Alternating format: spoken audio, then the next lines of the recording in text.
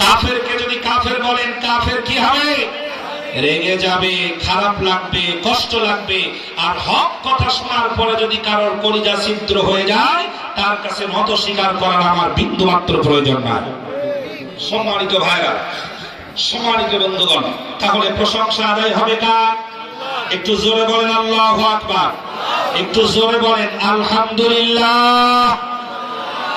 দরুদ এবং সালাম প্রেরণ করছি বিশ্ব মানবতার মুক্তির দূত, আখিরি জামানার চূড়ান্ত পয়গম্বর, বিধ্বস্ত মানবতাকে উদ্ধারকারী, পৃথিবীর নির্যাতিত, নিপীড়িত, নিগৃহীত আবাল বৃদ্ধ বনিতা নারী পুরুষ শিশু বৃদ্ধের জন্য উত্তম আশ্রয় স্থল, ধুলোমলিন দিশেহারা পথহারা বাস্তুহারা মানুষের জন্য চরম পরম বন্ধু, আমার আপনার শাফাতের কান্ডারি, বিশ্ব সভার সভাপতি, মদিনাওয়ালা, কামলিওয়ালা, কাউসারওয়ালা জনাবে মুহাম্মদুর রাসূলুল্লাহ সাল্লাল্লাহু আলাইহি ওয়াসাল্লামের প্রতি। সম্মানিত ভাইরা, আমরা যে সূরাটি তেলাওয়াত করেছি, সূরার নাম হলো সূরা লাহাব।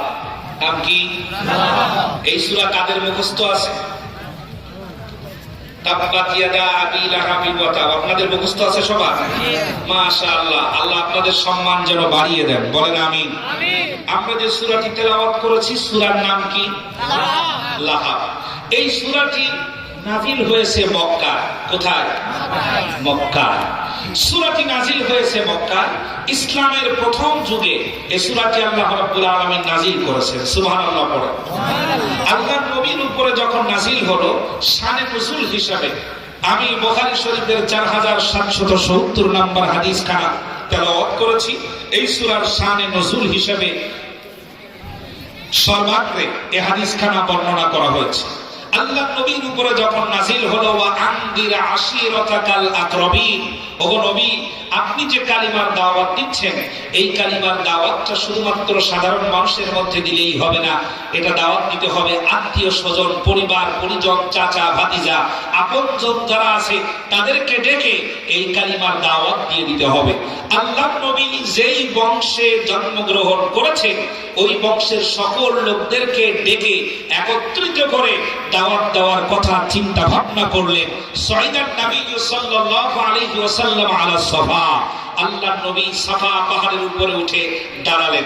দাঁড়ানোর পরে আল্লাহ নবী ডাক দিলেন, ইয়া বানি ফিহরিন, ইয়া বানি আদিয়িন, ইয়া বানি কুরাইশ।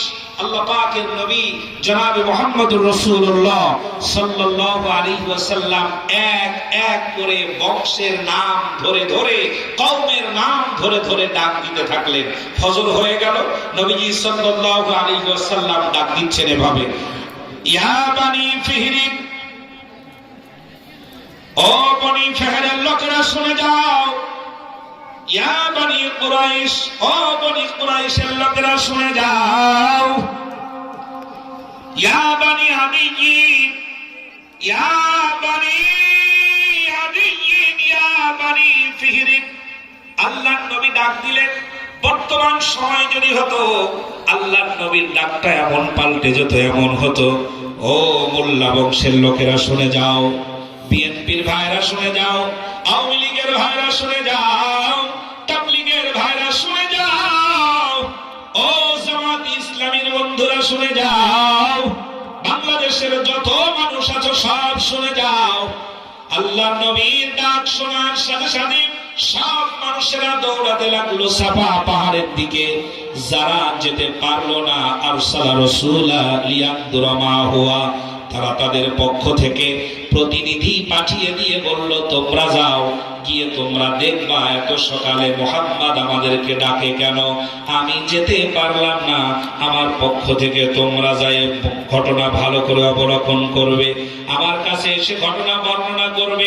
এক এক করে সব লোকেরা যখন উপস্থিত হলো, আল্লাহ রাব্বুল আলামিনের নবী বললেন, ও লোকেরা বলে দাও, আমি যদি বলি এই পাহাড়ের ওপারে একদল সৈন্য অপেক্ষা করছে তোমাদেরকে ধ্বংস করে দেবে, তাহলে তোমরা মানবে কিনা, বিশ্বাস করবে কিনা? সমস্ত কাফের বেঈমানরা সেখানে উপস্থিত, আবু জেহেল সেখানে উপস্থিত, আবু লাহাব সেখানে উপস্থিত, উতবা সাহেবরা উপস্থিত, মক্কার বড় বড় কাফের লিডাররা উপস্থিত।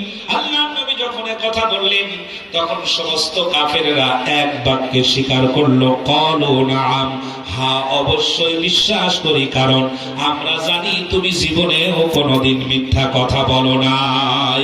জোরে জোরে বলা যাবে কি সুবহানাল্লাহ?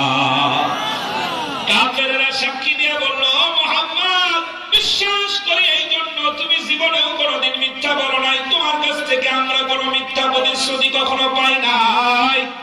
বিশ্বাস করি অবশ্যই তুমি যেটা বলছো সেটা সত্য। আল্লাহর নবী তখনই আবার বললেন, তাহলে আমার কথাটা বিশ্বাস করো, তোমাদের জীবন যখন শেষ হয়ে যাবে, হায়াত যখন শেষ হয়ে যাবে, পৃথিবী থেকে যখন বিদায় হয়ে যাবে, তখন তোমাদের জীবন পাহাড়ের ওপারে জাহান্নাম নামক একটি যন্ত্রণার জায়গা অপেক্ষা করছে। ওখান থেকে যদি বাঁচতে চাও তাহলে পড়ে নাও উলুলা ইলাহা ইল্লাল্লাহু তুফলিহুন। আল্লাহর নবী কালিমার দাওয়াত দিয়ে দিলেন, তোমরা যদি জীবনকে জাহান্নামের কঠিন আযাব থেকে বাঁচতে চাও তাহলে পরে আমার এই কালিমাটা পড়ে নাও। আমি তোমাদেরকে আহ্বান জানাচ্ছি, জোরে বলেন সুবহানাল্লাহ। সমস্ত কাফেররা উপস্থিত। একটু আগে অদৃশ্যের একটি কথা তারা মেনে নিয়েছে। আল্লাহ নবী বলেছেন, আমি যদি পাহাড়ের ওপারে একদল সৈন্য আছে বলি তাহলে তোমরা কি বিশ্বাস করবে? লোকেরা বলল, হ্যাঁ বিশ্বাস করব। পরক্ষণে আবার একই কথা আল্লাহ নবী বললেন, মৃত্যুর পরে একটা শাস্তির জায়গা আছে, এটাকে বিশ্বাস করবে? তখন সমস্ত কাফেররা কিংকর্তব্য বিমূঢ় হয়ে পড়েছে। আবু জেহেল মাথা নিচু করেছে। কথা শুনতেছেন? এলাকা আছেন তো? আবু জাহেল মাথা নিচু করেছে যুক্তির সামনে। কিসের সামনে? যুক্তির সামনে। কারণ একটু আগে যেটা স্বীকার করেছে ওটা দেখা যায় নাই। দ্বিতীয় নাম্বার যেটা আল্লাহ নবী বলেছেন ওটাও দেখা যায় নাই। আমি যদি বলি এই পর্দার ওপারে 5 জন লোক আছে, আপনি যদি বলেন যে হ্যাঁ হুজুর বিশ্বাস করলাম, আবার যদি বলি এই পর্দার ওপারে আরো 5 জন লোক আছে, তখন যদি বলেন যে বিশ্বাস করলাম না, তাহলে কি আপনারা নীতিতে ঠিক থাকলেন? এখন কিছুক্ষণ আগে যখন বলেছে আমি পাহাড়ের ওপারে সৈন্য আছে বললে বিশ্বাস করবে, লোকেরা বলল হ্যাঁ। আল্লাহ নবী বললেন জীবনের ওপারে জাহান্নাম নামক একটি জায়গা আছে, বিশ্বাস করবে। লোকেরা তখন অস্থির হয়ে পড়েছে, আমরা হ্যাঁ বলবো নাকি না বলবো? আবু জাহেল মাথা নিচু করেছে, উতবা সাইবারা মাথা নিচু করে দিয়েছে, আবু সুফিয়ান কথা বলে না। আল্লাহ নবী বলেন, বলে দাও, জবাব দাও। কাফেররা কেউ কথা বলে না, যুক্তির সামনে মাথা নত করেছে। ফাকালা আবু লাহাব, আমরা সূরা তেলাওয়াত করেছি কি? ফাকালা আবু লাহাব, কেউ কোনো কথা বলে না, শুধুমাত্র একজন ব্যক্তি মাথা উঁচু করলো, তার নাম হলো আবু লাহাব।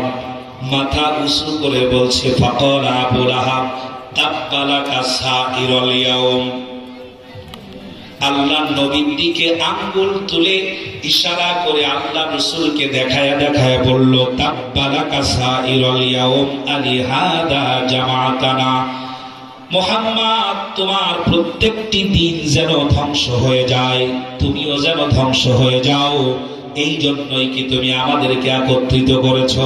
আমার বন্ধু, আল্লাহ নবীর উপরে যখন ধ্বংস কামনা করলো আবু লাহাব, আল্লাহ রাব্বুল আলামিন সহ্য করতে পারেন না, এর সাথে সাথে নাজিল করলেন, তাব্বাত ইয়াদা আবি লাহাবি ওয়া তাব্বা মা আগনা আনহু মালুহু ওয়া মা কাসাব। জোরে বলেন আল্লাহু আকবার। এখানে একটি শব্দ বুঝে নেন ভালো করে, তারপরে বিস্তারিত আলোচনায় আসছি একটা একটা করে। আবু লাহাব আঙ্গুল উঁচা করেছে কয়টা? একটা। আবু লাহাব হাত উঁচু করেছে কয়টা? একটা। আপনি যদি বলেন যে হুজুর আবু লাহাব হাত একটা উঁচু করলো নাকি 2টা উঁচু করলো, আঙ্গুল একটা উঁচু করলো নাকি 2টা উঁচু করলো, আপনি বুঝলেন কেমনে? এখন আমি আপনাকে বলি, আমি যদি আপনাদের কাউকে বলি তোর পিঠের চামড়া তুলে নেব, কয় হাত উঁচু করে বলবে? নাকি 2 হাত?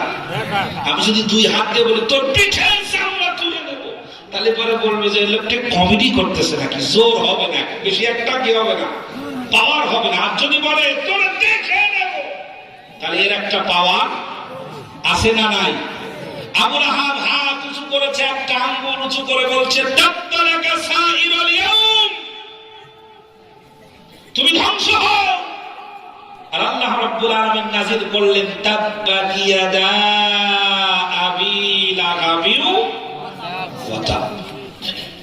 আবু লাহাব হাত উঁচু করেছে একটা, আর আল্লাহ পাক সাথে সাথে নাযিল করে বললেন তাব্বাত ইয়াদা, ইয়াদুন মানে হাত, ইয়াদুন মানে হাত, ইয়াদা মানে দুই হাত। কয় হাত? দুই হাত। ইয়াদুন মানে হাত আর ইয়াদা মানে দুই হাত। আল্লাহ পাক বলছেন আবু লাহাবের দুই হাত ধ্বংস হোক, আর আবু লাহাব নিজেও যেন ধ্বংস হয়ে যায়। আল্লাহু আকবার বলেন। এখন আবু লাহাব উঁচু করেছে এক হাত, আল্লাহ বললেন কয় হাত? দুই হাত। এখানে ব্যাখ্যায় যেটা এসেছে আবু লাহাবের দুই হাত মানে কি ডান বাম দুই হাত? না, ডান বাম দুই হাত না। আবু লাহাবের দুই হাত, এই দুই হাতের সাথে আরেকটি হাত ছিল, সেই হাতের নাম হলো ক্ষমতার হাত। কিসের হাত? ক্ষমতার হাত। আগেকার সময়ে বিগত এই 15-16টি বছরের ভিতরে, বিগত বছরের ভিতরে মাহফিল করতে গেলে মাহফিল সুষ্ঠুভাবে সবকিছু ঠিক আছে, তারপরেও কোনো একজন নেতার নাম ঠিকঠাক মতো আসে নাই বলে নেতা ঘোষণা দিল যে মাহফিল বন্ধ করে দেব, হতে দেব না। এখন তার উপরে কথা বলার ক্ষমতা নাই, কারণ তার হাত অনেক লম্বা। এরকম ছিল না? ছিল না? ওর হাত লম্বা মানে কি হাত কি 50 হাত লম্বা? না, ওর এক হাত আর একটা হাত যেটা লম্বা বোঝানো হয় ওটা হলো ক্ষমতার হাত। কিসের হাত? ক্ষমতার হাত। আল্লাহ রাব্বুল